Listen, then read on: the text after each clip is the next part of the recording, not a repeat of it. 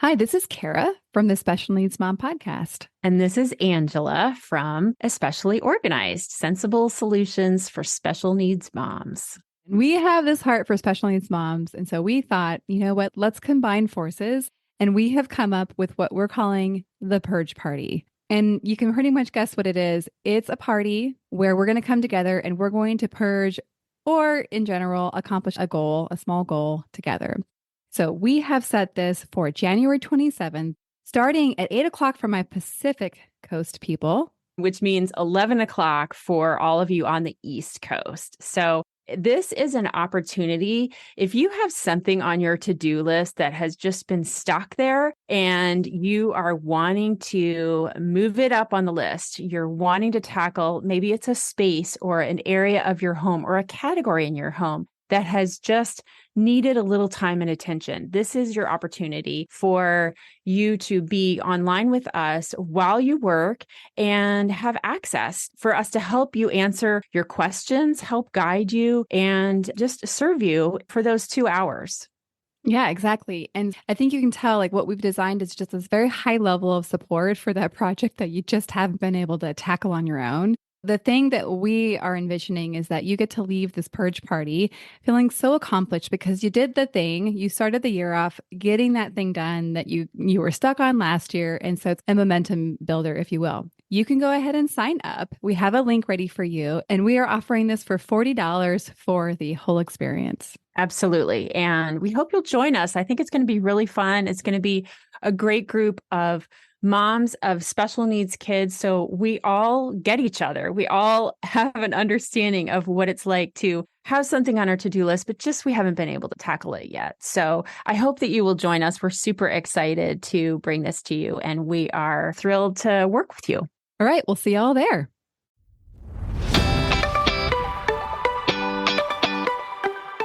Hi, I'm Kara, life coach, wife, and mom to 4 incredible and unique children.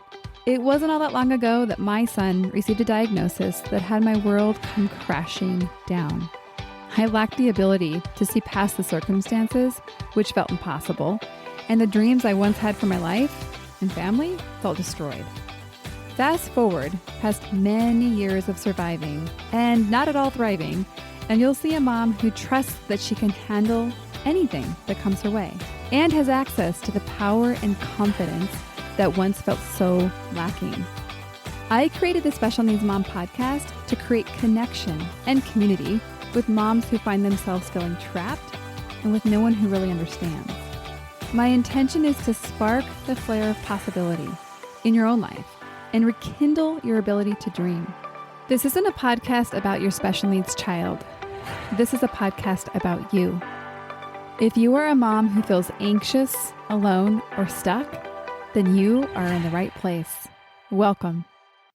Hello and welcome to the Special Needs Mom podcast. Today we're going to be talking about summer. And not just summer, having a super summer. I don't know what we'll call this yet, but it's interesting. Actually, my kids get out of school significantly later than a lot of the schools in our community and also around the country. A lot of moms I'm talking to, their kids get out at the end of May, which is actually just a couple of weeks from now. My kids get out at the end of June. So I still have plenty of school, which is, in my book, lovely. I love the structure of school. Not to say that I don't look forward to summer and having that rest, but I'm good for about a week without the structure of summer. And then the wheels start coming off. So we're actually going to talk about that today because I feel like I want us to look through a couple different lenses as we look out ahead of summer and really create some intention around having a summer that fuels us, that allows us that rest that some of us think of when we think of summer, or maybe that we wish we could think of when we think of summer. I know that at the end of summer, oftentimes, it usually goes like this, where everyone's so excited for their kids to get out of school to go into summer. And then by the time school is starting again, we are begging and grasping and just dying to have the moments where our kids are back in school again. So I guess what we're looking to do is to create a little bit of a level it out a little bit so that we're not so desperate either way. And that you, yes, you mama, can have a really amazing summer. Have a summer that you look back on and say, wow, that was exactly what I needed. So I'll give a quick personal update before we get into the episode, because a lot of you have been following along the whole little journey that we have. And so we are, at this time of recording, in our last week of radiation treatment. At the time that this airs, we will have obviously finished. And so I can look out beyond this week and say, wow, I have a lot more time on my hands. And I'm really excited about that. And I'm a person that's I enjoy having a lot to do. I'm not to be overly busy, but I feel my best when I'm working on projects that I feel deeply connected to. And so what that looks like a lot is doing a lot of different projects and meeting with different people and obviously recording podcasts and kind of looking at the opportunities that I want to create for this community and beyond. And so it's very tempting for me to jump right back in and say, okay, now it's time. I get to do the projects I've been putting off for like the last 6 months. However, I am going to rein it in, and I'm intentionally going to create some space where I'm just not going to ask myself to do a lot yet.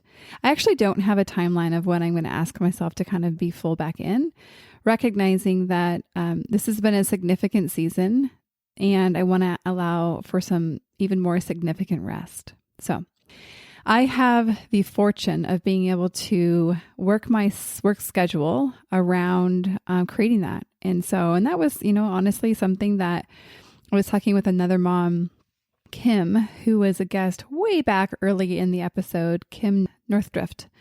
And she and I were talking about, her daughter's 18 and has had her disabilities for her life. And so she, over the last 5 years, like I have, created a way that we get to do work we love and have the kind of schedule and flexibility that we need to care for our children. It did not happen overnight, but I'm so profoundly thankful for it. So my son Levi is doing really well with his treatment. Obviously, there's some days where he's feeling the impacts, but overall, I feel like he has handled and tolerated the radiation very well. And I'd say his spirits are also in good shape. I'm actually going to do an episode soon about endings, because I think we have been experiencing this, more him probably in this case, sadness, because he's grown attached to the people that he's literally been seeing every day for the last 6 weeks. And so it's a really interesting, kind of a confusing experience to be very excited about, like leaving the hospital or finishing radiation therapy, but yet also sad at the same time. So we'll talk more about that.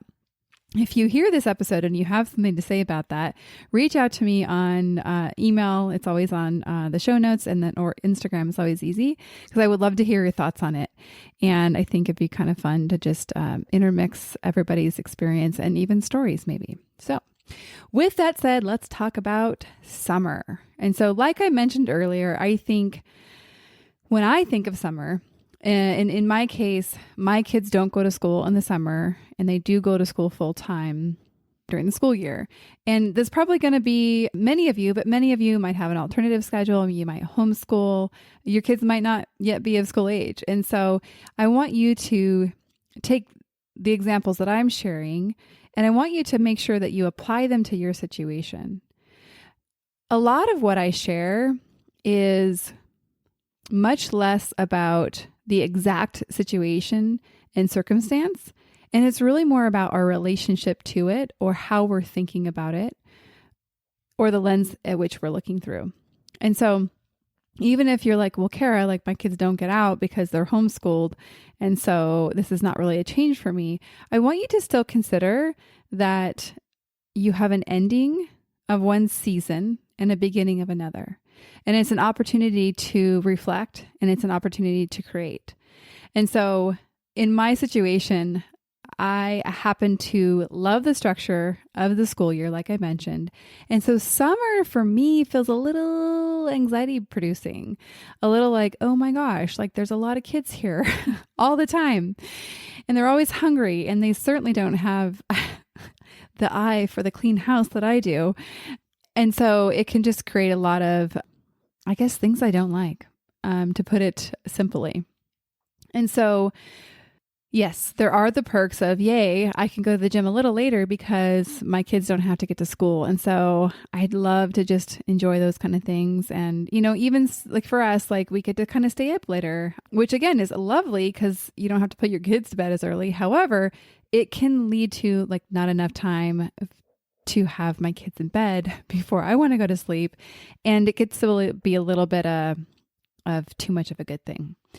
So I want to look through three different lenses. So first I want to look at offense, not defense. And this really, it's pretty clear in how I said it. It's actually taking time now to build and create what you want instead of kind of getting to this place where you recognize, I don't want this, and having to kind of course correct. Now, even if we do approach with offense instead of defense, we might still have some course correction. That's totally fine. And let's not let that stop us from actually creating something from a place of intention.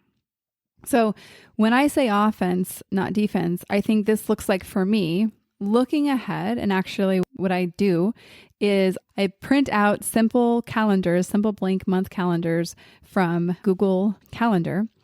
And I start to fill in when kids get out of school, obviously special events, camps. My husband happens to be a school administrator. So when he finishes his year and starts his, right? So it kind of just gives me like this time period that I'm working with. So it's kind of like beginning to form up. Of course, we put our family trips on there and anything that we're doing that involves obviously the family calendar. And that's when I get to kind of take a step back and say, okay, well, I happen to be working through summer. And so these are the time periods in which my children will be floating throughout the house unattended unless I do something about this. And so in my case, I've decided, okay, well, what I'm going to do is I'm going to pare my work week down to 3 days a week. And I'm going to ask for help, arrange care for my kids during that time, which also gives me 2 days where I get to go actually do like summery fun things with my kids. And so for me, it creates a way that I know I can get my work done. But it also creates a way for me to also know I'm going to get to enjoy the summer with my kids. And it also allows me, when I kind of take this 30,000 foot look at my schedule and what's happening, I can start to see where they're like the gap of, oh my gosh, I don't have care for my kids. Like that was a gap I could see real clear, real easy. But then also I can say, okay, wow, like this trip is pretty close to this one. Do we need to cancel one? Do we need to do something different in between the two so that when we are experiencing this, we're not like, oh my gosh, why did we do this to ourselves? So this is just kind of pulling way back, looking at everything together, seeing how it works. And like the offense is kind of being honest with ourselves and saying like, does this really work for our family, for what we need, for the kids we have? Remember, I actually did an episode with Courtney, Hightower, I think her last name is.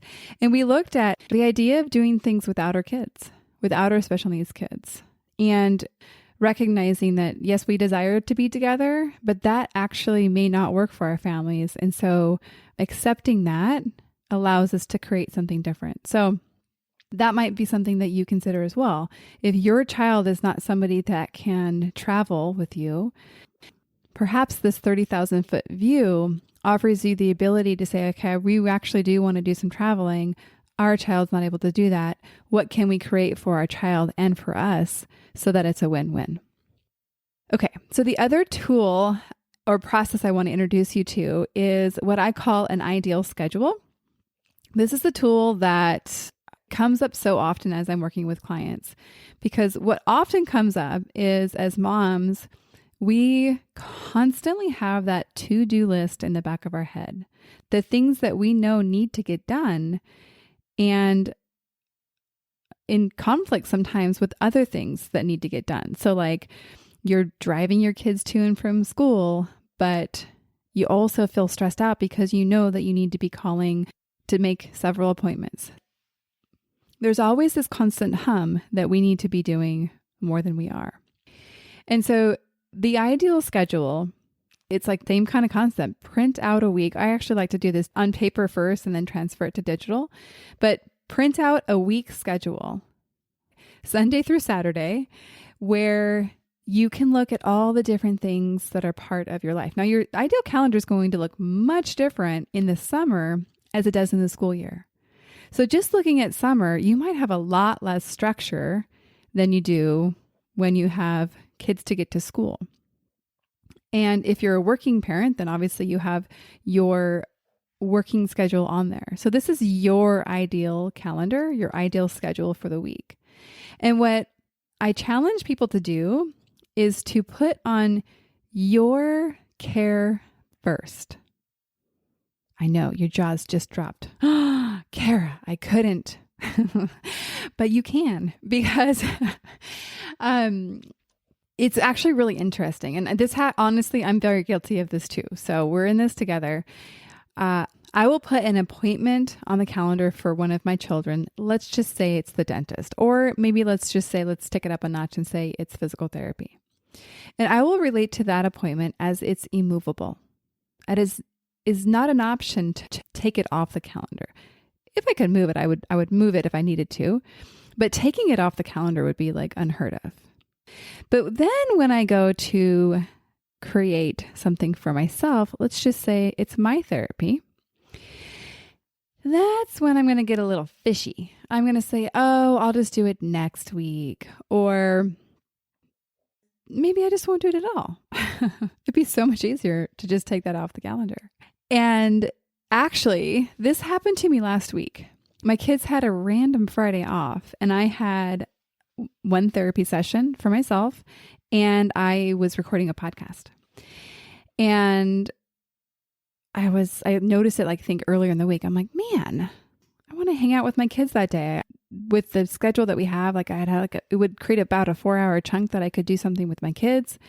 So I kind of wanted to change therapy, reach out to the therapist. Hey, can we move this around? It didn't work, right? So I was actually faced with, do I keep the therapy and let my kids be a little bit bored? Or do I ditch the therapy so that my kids can, go to the beach? And I grappled with it for a day or two. And I ultimately decided, no, this is actually the very best thing I can do for myself, and which means it's the best thing for my kids. So I kept the therapy, very glad I did. And, did some creative solutions to try to have little pieces of fun in there for my kids as well. So here's the idea, is you put your own care on first. And for you, this might be work, right? Like work, I don't know that I'd call it self-care. However, it's part of your well-being, right? Of going to work and earning your income. And so these are things that you've considered are not negotiable. You're going to be doing that. And then having things like whatever it would be for you. Maybe it's a massage, maybe it's therapy, maybe it's meeting with a coach or meeting with some friends. It could be a lot of different things. But I want you to really notice how you relate to those items. And if you very easily take them off the calendar, and if you do, that's okay. It's just an opportunity to be curious about why you're so willing to not show up for yourself. Okay. So in this ideal calendar, what you would do is you would kind of look at all the things that you want and need to do in a week, and you actually start plugging them in on the calendar, right? So I'm just going to use myself as an example. In the summertime, I would probably share meal prep and meal planning with my husband. We kind of work together at it. But I would put some acknowledgement. Okay, between 5 and 6:30 is dinner, like dinner stuff, being with the kids. So I'd block that part off. And I know that I like to work out 2 to 3 times a week. So I'd put that in my schedule where I think it should go and where it fits best. Let's just say that my kids had swim lessons in the summertime. So I would plug that in. So you start to kind of plug in all the things that you want or need to get done. And obviously this is going to look very different for many of us. And by doing this, you can come up with a framework or a template that works for your life. The idea at the end of this exercise is that you look at it and say, that works, right? So if that schedule includes all the things that you want to do for yourself, your child, your family, your husband, all the relationships that you have, then you can say, like, my life is actually doable, right? Now, this calendar sometimes takes a little bit to work with because I think the first time I did it beginning of the year, I was like, well, shoot, I don't have any time to work out. Like, I filled it up. I didn't put my workout. And actually it was more like, I was trying to fit my workout in certain times and it wasn't fitting. And so I said, you know what? Like, it's going to be in the beginning of the day. Like, that's where it's going to fit. And I'm okay with that. It also means I need to go to bed a little bit earlier so that I can get up that early. So by doing this exercise, when you're not actually in it, your brain works much differently to solve problems. When you're in it, like for me, if I was like trying to do my calendar the night before, let's say, and thinking about working out and waking up, I'd be like, I'm just not. I'm just not going to do that. I'm just going to go ahead and sleep in. And working out is really not that great anyhow. That's what would happen if I was doing last minute. But when I take a step back, I'm like, no. I feel amazing when I get some high intensity workouts in. And so therefore I'm going to figure out a way to get them on this calendar. Okay. And so this template, we're going to call it, just gives you a framework. Like I said, the other really valuable thing about this exercise is that it allows you to let your brain believe that you're doing the right thing. That's kind of in like little quotes, right? There's never like the right thing, but I'll give you an example. My brain is really good at telling me I should work, that is the right thing to do. I should be, whether it's doing the dishes or plugging away on a computer, like that to me feels like an acceptable use of my time. Whereas resting and sitting and playing a game with my children would not naturally feel like the right use of my time from a default place, right? And so for me, if I have an ideal weekly schedule and I end my workday at 5, let's just say, and I have dinner plugged in and the rest of the time in the evening is decided to be family connection time, or I could even call it rest time, then when I am sitting playing a game with my children or child, and I'm starting to think, I should really be doing something different, I'm doing it wrong, I can gently remind my brain, no, you decided that this is actually the best and most appropriate use of your time. This is what you want to do from an intentional place. Remember, you decided. And I mean, obviously I don't have that lengthy of a conversation with myself in the moment, but it's an example of an actual like dialogue I would have. Like when I would start to feel uncomfortable or guilty or have that like tinge of guilt, I really do rely on the calendar that I have created to help remind myself that I can feel okay in the place that I'm at. So there's a lot of other details to the weekly calendar. I'm going to just leave it there for now. If you have questions, if you're like, I didn't quite get all that, hey, reach out. I would be glad to help you. And it's definitely a tool that we use inside of the group coaching program because it's so fun to hear moms come back that have done the exercise and say, oh my gosh, I feel so much more at peace.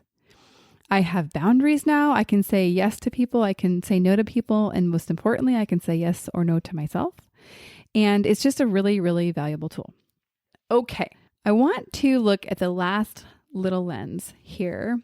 And I want to offer you the question that would help inform your creation this summer.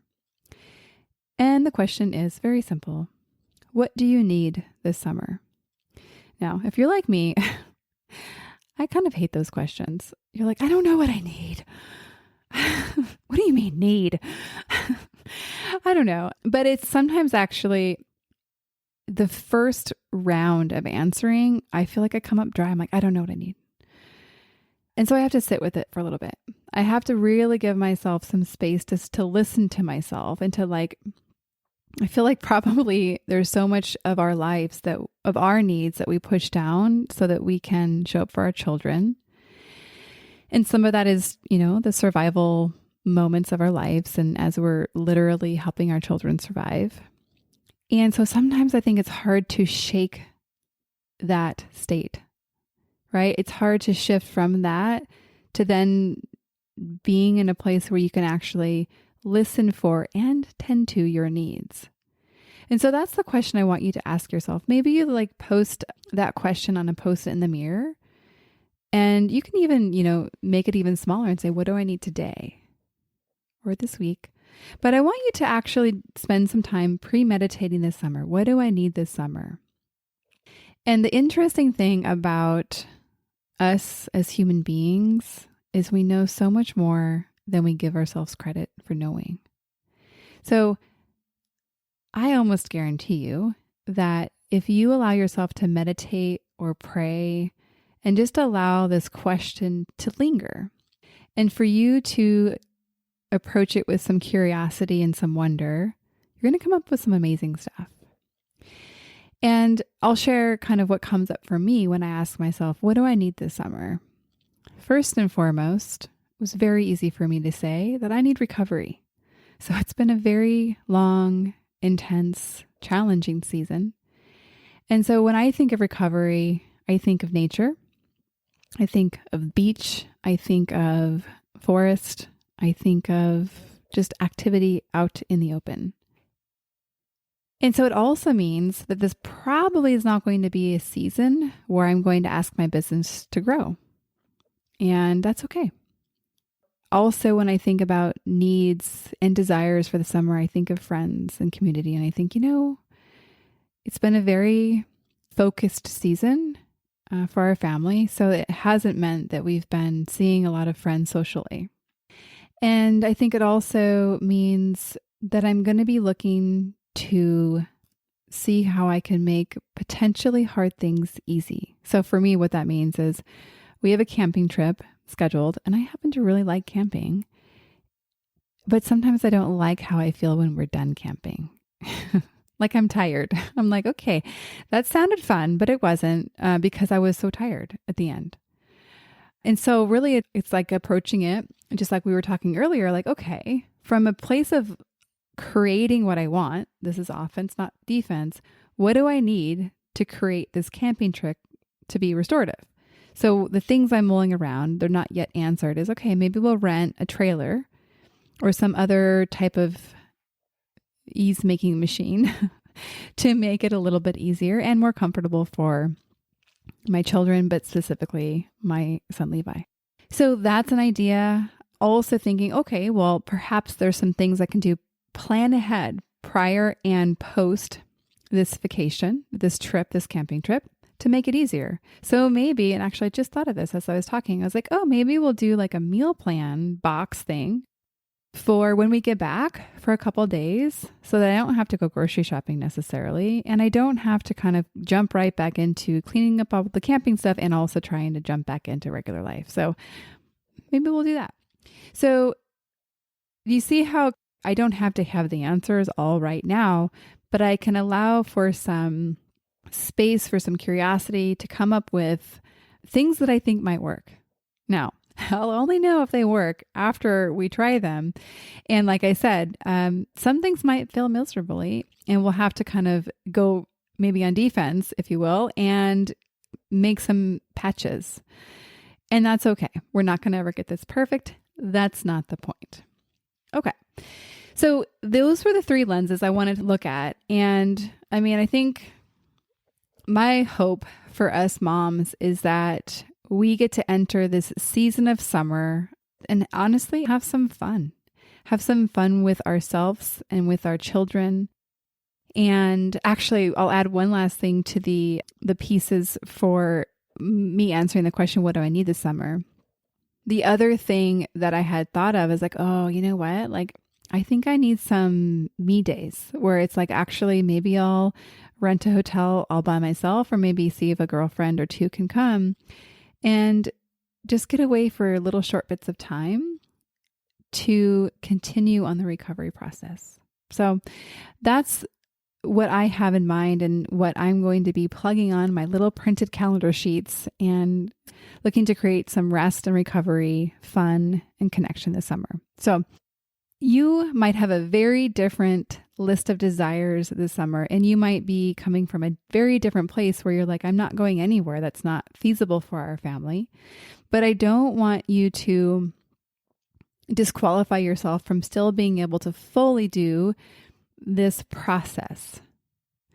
You, like I said earlier, have so much more wisdom and brilliance than I think sometimes we give ourselves credit for. And with that, I will bid you adieu and see you next week. Bye for now. One more thing before we officially wrap up this show.